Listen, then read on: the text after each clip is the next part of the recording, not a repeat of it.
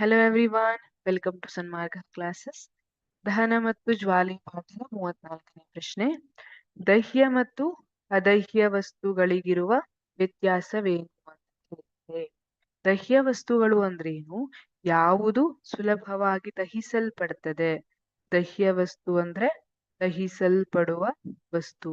ದಹಿಸಲ್ಪಡುವ ವಸ್ತು ದಹ್ಯ ವಸ್ತು ಅಂತ ಕರೆಯಲಾಗುತ್ತೆ. ಅದಹ್ಯ ವಸ್ತು ಅಂದ್ರೆ ಯಾವುದು ಸುಲಭವಾಗಿ ದಹಿಸಲ್ಪಡುವುದಿಲ್ಲ, ಸುಲಭವಾಗಿ ದಹಿಸಲ್ಪಡದ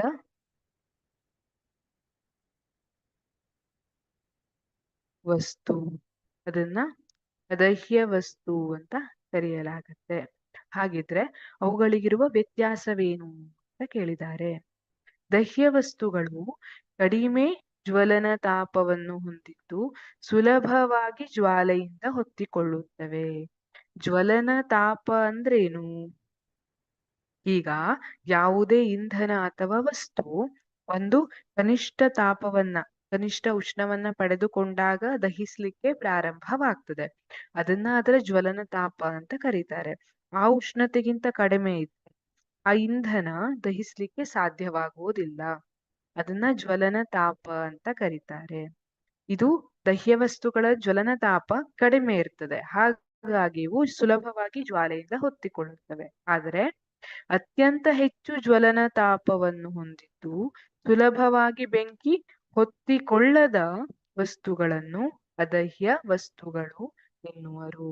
ಇವುಗಳಿಗೆ ಸುಲಭವಾಗಿ ಬೆಂಕಿ ಹೊತ್ತುಕೊಳ್ಳುವುದಿಲ್ಲ, ಯಾಕೆಂದ್ರೆ ಇವುಗಳ ಜ್ವಲನ ತಾಪ ಜಾಸ್ತಿ ಆಗಿರ್ತದೆ.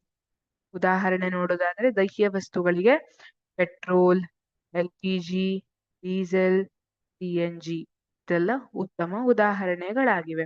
ನೀವು ಪೆಟ್ರೋಲ್ಗೆ ಬೆಂಕಿಯನ್ನ ತಾಗಿಸಿದ್ರೆ ತಕ್ಷಣ ಹೊತ್ತುಕೊಳ್ಳುತ್ತದೆ. ಡೀಸೆಲ್ ಇರಬಹುದು, LPG ಇರಬಹುದು. ಮನೆಯಲ್ಲಿ LPG ಸಿಲಿಂಡರ್ಗಳನ್ನ ನೋಡಿರ್ತೀರಿ ಅಲ್ವಾ? ಅದಕ್ಕೆ ಒಂದು ಸ್ಪಾರ್ಕ್ ಅನ್ನ ಕೊಟ್ರು ಸಾಕು, ಬೆಂಕಿಯ ಸ್ಪಾರ್ಕ್ ಅನ್ನ ಕೊಟ್ರು ಅದು ಹೊತ್ತುಕೊಂಡು ಉರಿಲಿಕ್ಕೆ ಸ್ಟಾರ್ಟ್ ಆಗ್ತದೆ. ಅದಹ್ಯ ವಸ್ತುಗಳಿಗೆ ಉದಾಹರಣೆ ಇಟ್ಟಿಗೆ, ಮರಳನ್ನ ಬೆಂಕಿಯನ್ನ ಆರಿಸ್ಲಿಕ್ಕೆ ಉಪಯೋಗಿಸ್ತೀವಿ ಅಲ್ವಾ? ಯಾಕೆಂದ್ರೆ ಮರಳಿಗೆ ಸುಲಭವಾಗಿ ಬೆಂಕಿ ಹೊತ್ತುಕೊಳ್ಳುವುದಿಲ್ಲ, ಇದು ಅದಹ್ಯ ವಸ್ತು. ಸ್ಟೀಲ್ ಪಾತ್ರೆಗಳಲ್ಲಿ ಅಡಿಗೆಯನ್ನ ಮಾಡಿರ್ತೀವಿ, ಅದನ್ನ ಒಲೆ ಮೇಲೆ ಇಟ್ಟಾಗ ಸ್ಟೀಲ್ ಪಾತ್ರೆಗೆ ಬೆಂಕಿ ಹಿಡ್ಕೊಂಡು ಉರಿಲಿಕ್ಕೆ ಸ್ಟಾರ್ಟ್ ಆಗಿದ್ರೆ ಸ್ಟೀಲ್ ಅನ್ನ ನಾವು ಉಪಯೋಗಿಸ್ಲಿಕ್ಕೆ ಆಗ್ತಿರ್ಲಿಲ್ಲ. ಸ್ಟೀಲ್ ಒಂದು ಅದಹ್ಯ ವಸ್ತು. ಕಾಜು ಇದು ಕೂಡ ಅದಹ್ಯ ವಸ್ತುವಿಗೆ ಉತ್ತಮ ಉದಾಹರಣೆ. Thank you.